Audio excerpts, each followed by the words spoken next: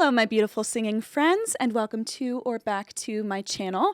I'm Shelby. I am a Juilliard trained vocalist and voice teacher, and today I am going to be telling you all about my Juilliard audition experience. So my audition for Juilliard was my second to last college audition. I did 7 auditions total throughout the East Coast and 1 in Chicago.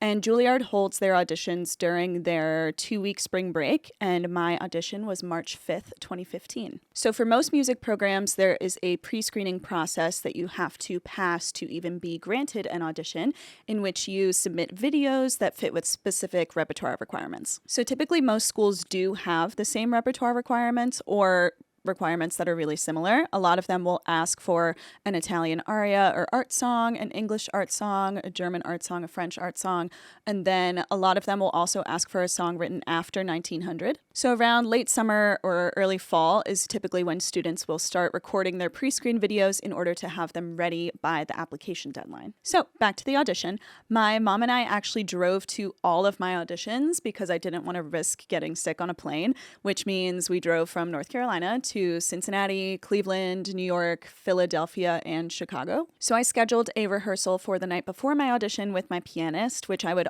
always recommend taking advantage of, especially if you have a song that's like outside of the standard repertoire or something that'll be a bit more challenging for the pianist. So for example, I was offering an art song called Penguin Geometry by John Duke, which a lot of pianists haven't played before.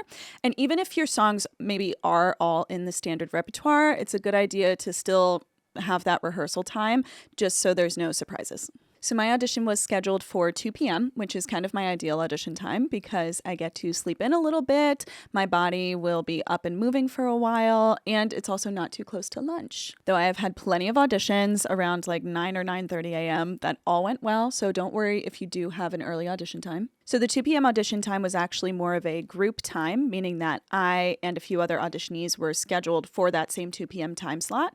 And I'm not quite sure why they chose to do this setup, though my best guess is that then they wouldn't be running behind if someone else was running late, and it would keep things on track. I was the first one of the group to audition, and so I went into the audition room, which was actually a dance studio, and then I was able to choose my starter aria. So in your audition, you offer a set number of songs, and you always get to choose which one you start with, and then after you sing your starter aria, they will typically either ask for another one or they'll say thank you and then you're done. And side note, the number of pieces that they ask for has no bearing on their interest in you or how well you sang.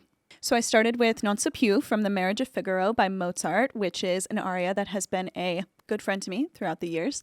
And then they asked for Beau Soir by Debussy and Penguin Geometry by John Duke. And funnily enough, as I was singing Beau Soir, I came to a line where I realized I wasn't remembering what the next words were, but thankfully I had practiced it enough that the muscle memory just kind of took over and I sang the right words. So the moral of the story is practice your songs so much that you can sing them in your sleep. So then my mom and I had to wait a couple hours for them to post the callback list.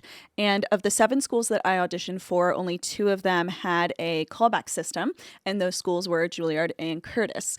And a callback just means that they will post a list of students that they heard that day who they want to see again later. And if your name wasn't on the callback list, you knew right then that it was a no. So they posted the callback list and I scanned it for my name and I was super bummed because I didn't see it at first, but I was actually the last name on the list. And that also meant that I was the last callback of the day, so I had to hang around for quite a while. And after I had dinner and changed out of my audition clothes, I came back to Juilliard for my callback. And one of my friends from my graduating class actually had the callback right before me.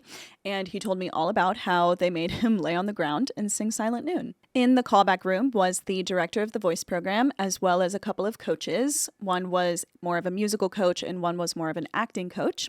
And they requested that we work on Beau Soir in a coaching style session. The session was very laid back, very casual, and was mostly just them giving me some different suggestions to try either musically or stylistically or dramatically. So after the callback, my mom and I went back to our hotel room and I just did some coloring pages because adult coloring books were really big in 2015.